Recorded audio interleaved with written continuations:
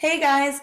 Today I'm going to talk about Alexander Pope's mock epic, The Rape of the Lock, and its connection to commodity, religion, and Pope's life.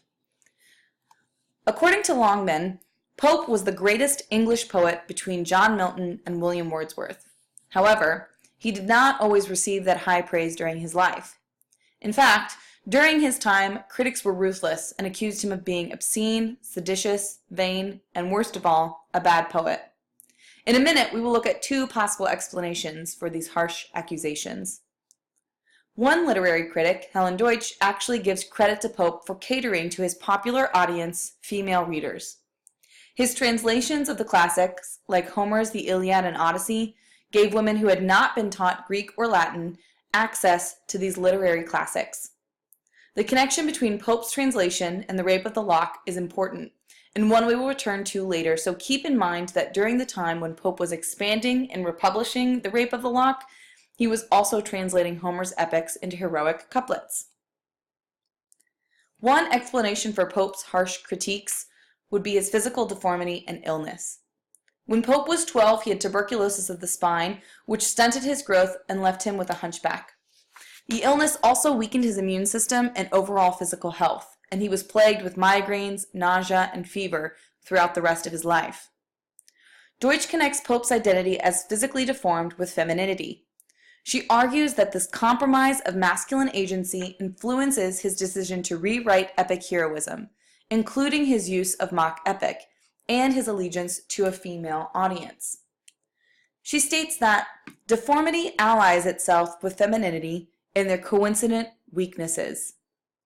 Pope could not stand eye level with other men, needed to have special seating if he was going to sit among other men, and could not participate in physical activity like other men could. Deutsch said his deformity made him a spectacle, and somehow a commodity in the market. It places him uniquely in the female world, and his existence in this miniature world will inspire and influence him to write the miniature epic, The Rape of the Lock.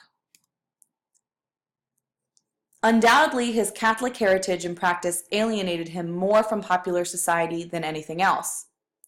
While the Toleration Act of 1689 allowed for more relaxed tolerance of dissenting religious practice, other laws, such as the Test Act of 1673 and 1678, continued to prohibit Catholics from holding official positions. Pope is exiled through these laws, as he could not participate in English society as his friends could and did. One critic, Alex Hernandez, refers to these anti-Catholic laws as emasculating, particularly in reference to Pope. Again, we see Pope's link to this feminine identity. Both his physical body and his spiritual affiliation keep him cast as an outsider among proper British patriots, an issue that will arise in his writing.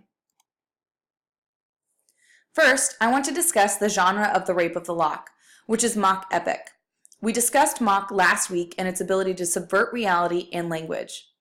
Again, we have an instance where a classic tradition is being applied to an unlikely subject, the loss of a curl of hair. The piece is inspired by a true story.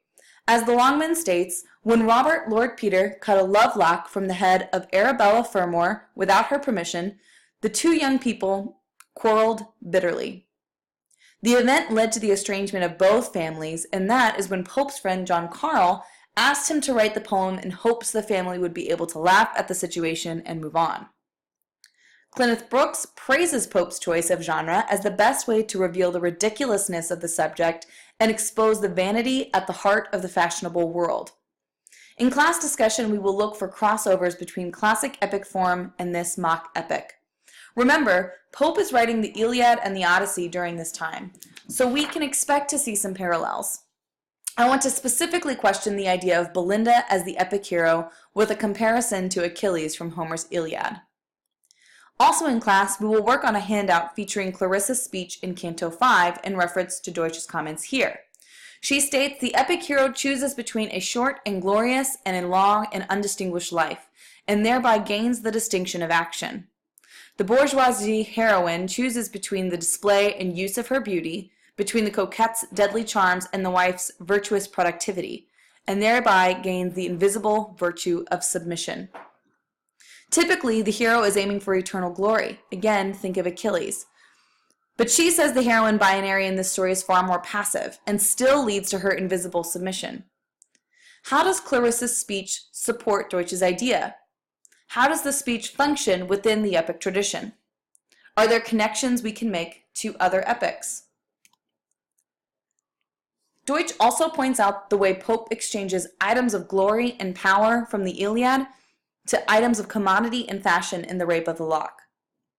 In class, we will examine a speech made by Achilles in Pope's translation of the Iliad with the Baron's speech in Canto 4, lines 133 through 140. This leads us to our next area of focus, commodity and material objects in The Rape of the Lock. The featured image here is called The Toilet and was painted by Robert Sayer in 1780. In this image, we can see the focus of the woman as she stares at her reflection in the mirror. The many items on her vanity are similar to what is described in Pope's poem. Keep this image in mind. We will go back to this in class. I'm interested to hear what you guys think about this. Hernandez argues that The Rape of the Lock is a text about things and the consumption of things as much as it is about the characters consuming them. Belinda's dressing table is evidence of the cultural obsession with consumables. Due to the growing trade and the expanding middle class, there are more people in population with expendable income. In class, we will closely examine the description of Belinda's table and discuss the ways the poem reflects or comments on the rising market. I also want you to think about the ways Belinda herself is treated as commodity. Deutsch says, like the private collections of curiosities which abounded in the 18th century, The Rape of the Lock offers the spectator a continuous game of visual connections between great and small, domestic and exotic. One particularly interesting connection that's made in this poem is between commodity and religion. Hernandez takes a particular focus with the inclusion of the Bible on the list of items on Belinda's dressing table. He argues both the Bible and the cross necklace are examples of how religion had become part of the fashionable market. The Church of England was returning to a sola scriptura mentality, which placed the sole authority of the Christian faith and teachings on the biblical scripture, which meant the Bible was acting as a physical representation of the Christian faith. Religion was also heavily connected to patriotism, and, as Hernandez states, to be British also meant to be Protestant. Here we return to a key struggle in Pope's life. He considered himself both an Englishman and a Roman Catholic, according to Hernandez. However, the church, and subsequently the government, did not view patriotism or religious practice in the same separate fashion. The religious signifiers stand out in a poem full of market objects. Considering Pope's personal history, the fact that the families of the real-life version of this event were also Roman Catholic, and considering the return to sole scriptural authority within the Church of England, what is the Bible doing in this poem? What, if anything, is Pope satirizing with its inclusion? How does the description of Belinda's dressing table subvert religious practice? Thank you guys for playing along in this unusual presentation style. When we meet in class, I will have handouts with quotes, questions, and portions of the text that we will discuss. In class, we will closely read Clarissa's speech in Canto 5, discuss the genre of mock epic and how the subject matter comments on the genre, or if it does at all, and discuss the commodity in the poem with a focus on the connection between fashion and religion. I also want you to pay attention to Pope's use of the frail china imagery throughout the poem, and make sure to closely read the description of her dressing table, as we will discuss both in class.